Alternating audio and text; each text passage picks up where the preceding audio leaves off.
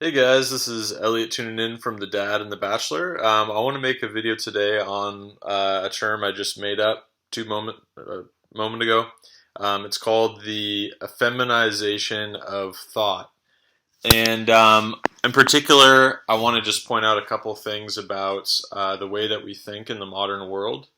It has been said that we're in a post-modern era, and what that means is that basically there's a strong emphasis on the relativity of all constructs. So if we're talking about anything from in the natural world to thinking, patterns of thinking. So anything from patterns in the natural world to patterns of thinking.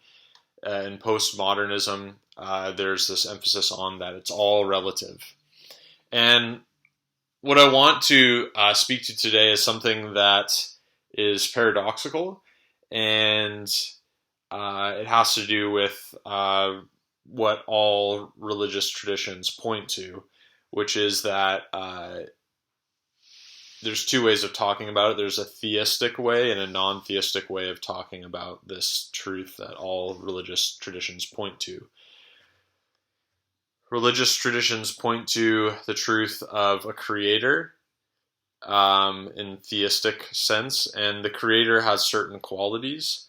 Often, one of the notable qualities of there being a creator is that the creator is not separate from its creation, his creation. It's often he, masculine principle. So the creator is not separate from his creation, but the creator itself is not created. So that's often a theistic notion of uh, the highest truth. And in non-theistic terms, like in religions such as Buddhism or philosophies such as Buddhism, depending on how you look at it, there's lots of different ways of looking at Buddhism. But in any case, the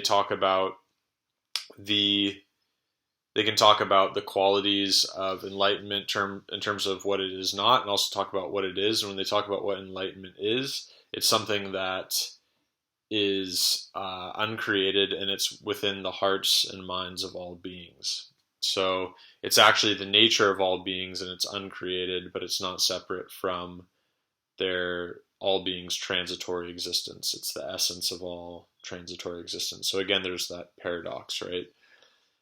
Similar to not being separate from the creation is transitory, but the creator itself is this uncreated absolute.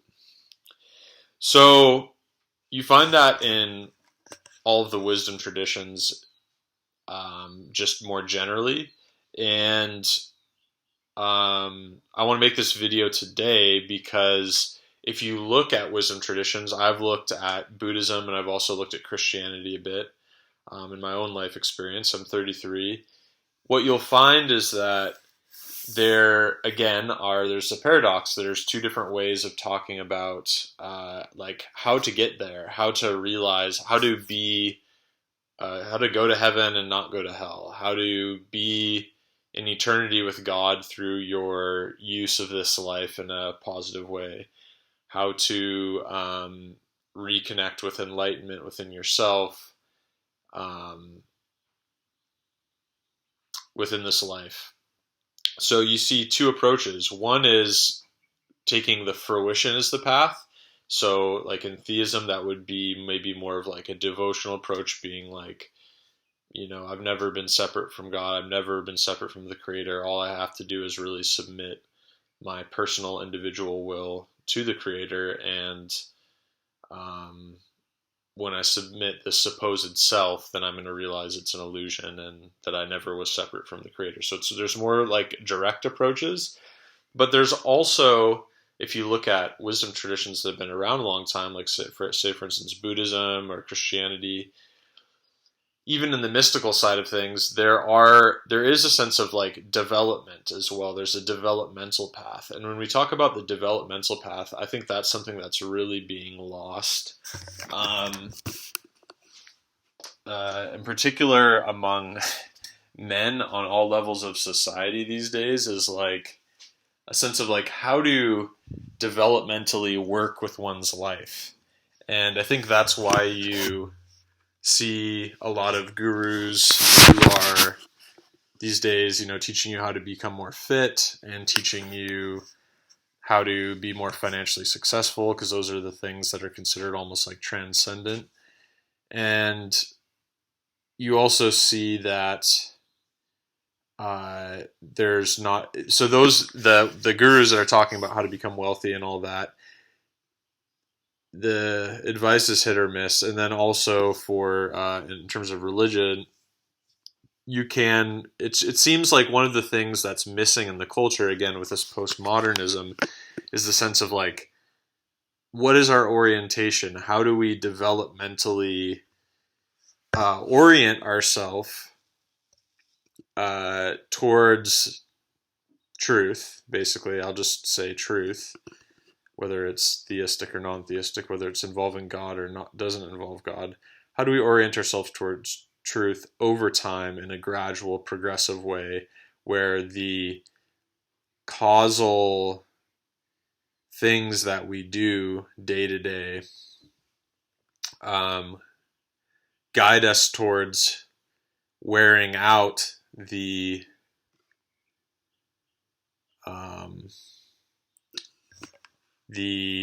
separation that we feel, think, whatever, our lack of recognition of that truth that we're connected to, the truth of God or the truth of our own awakened state. However you want to poetically describe it, doesn't really matter. And frankly, it's probably not as important in my sense necessarily as that it is to have like a progressive path to get there. So I think that is a critique that should be repeatedly made about the postmodern society that we're in, is that there's this tagline, or there's this refrain that you find on so many different levels, which is that it's a mixture. There's one truth, which is the truth that everything changes, and that's absolutely true.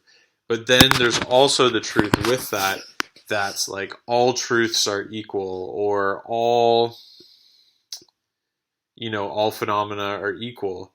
That also is true, but when you look at their manifestation, when you look at how they actually show up in the world, all phenomena don't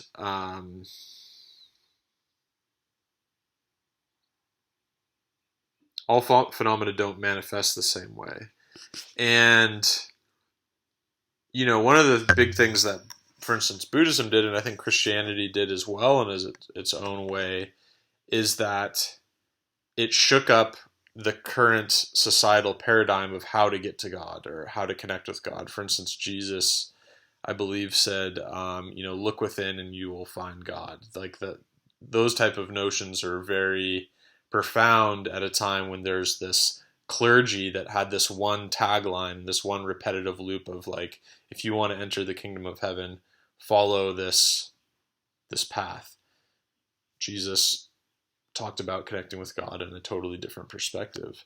Similarly, a big thing of when Buddha came around and taught is that he taught in India to all classes of people. There were, everyone from the lowest class people, like the outcasts, to, princes and princesses that he taught, everywhere in between in terms of class.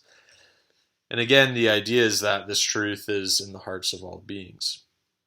So what is that, given those general outlines and those general pieces of historical knowledge and what made those teachings stick out, if we look at today's, modern world, what do we see? And from my estimation, what I see is that there's still very much those like, we still have preconceived notions, particularly these days, around material wealth being connected to like being in like a heavenly state. And I think that when it comes to, which is great, and people can kind of progressively develop their material wealth over the course of their life to become wealthier and wealthier and own more land and own more possessions and stuff like that. But what do we have when it comes to spirituality, when it comes to a path that's supposed to connect you to not just a truth which is causal, which comes and goes, like material wealth, which is great. I'm not denying that that's not a great thing to work towards for you, your family, or for society, is to have more abundance materially. But obviously, there's issues with that, which we're seeing now. It's not always linear. But what about when we're talking about a spiritual path? Right now, if you're on a spiritual search, the main tagline seems to be very postmodernist. It's either everything's relative, so therefore it doesn't matter, so therefore become an atheist or agnostic and just live your life and YOLO, or maybe another approach is like, oh, pick and choose. Like you can search YouTube and learn from a bunch of different spiritual gurus, and you kind of like put together a mashup, put together a mixed CD of spirituality that you play. And as you get bored of one song in your spiritual repertoire, you make a new mix, a new CD mix for anyone who's familiar with that, or a new playlist, a new spiritual playlist. And you go through your life basically consuming these different spiritual playlists of different concepts that you play with and you fiddle with. And to me, that strikes me as meaningless or meaningful. It's possible that that's meaningful. But I think really it depends on what's your view, what's your outlook, your view.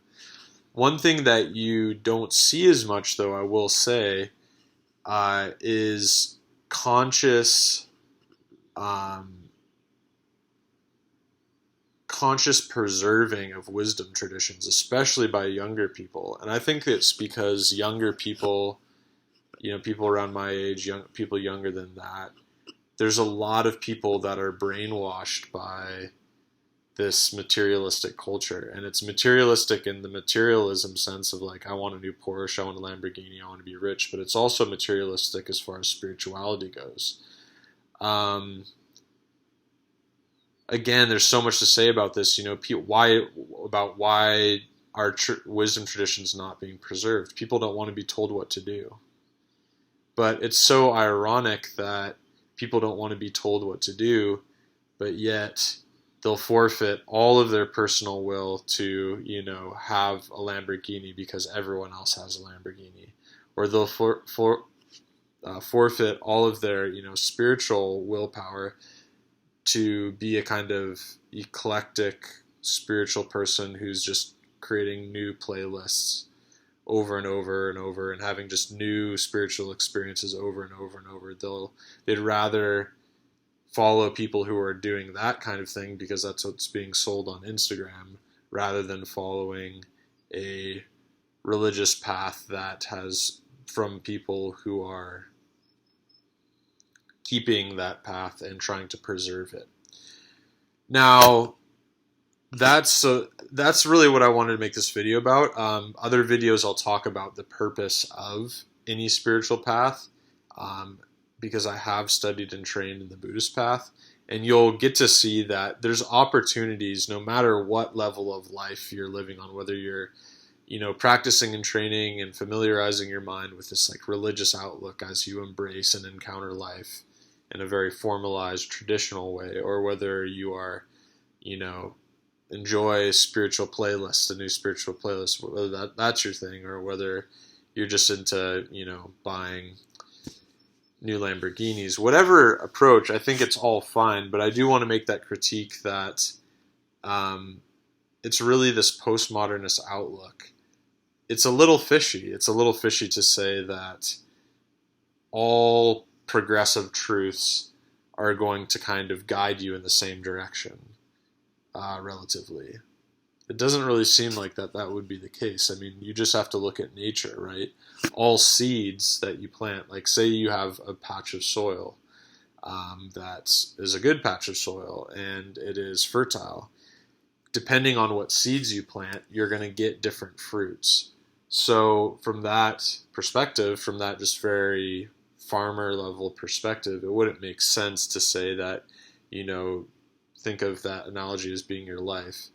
If you are to practice over the course of your life, you know, like a kind of spiritual playlist type approach to your spiritual life, that it's going to be the same uh, qualities are going to bloom as someone who's practicing a formalized spiritual path. Now, there's a lot of other things that go into like whether something's going to bloom in your life on a lot of levels. You know, intention matters, effort, diligence, patience. Zeal, generosity. All these different things matter. But I think to say that everything's the same in the world of appearance kind of denies the fact that things manifest differently and not all seeds are the same. So I just wanted to put that out there. I do think that where all mystical traditions or all religious traditions, where they're looking for is the truth. Even science, even just being a secular person, I think what we're looking for is the truth. But I think it's worth being mindful of the energy we're putting into something and whether we're arriving there or not. So that's my honest reflection today. And yeah, I'm going to do a little bit more reflection on that topic for my personal self, and I hope that that's helpful sharing with you guys.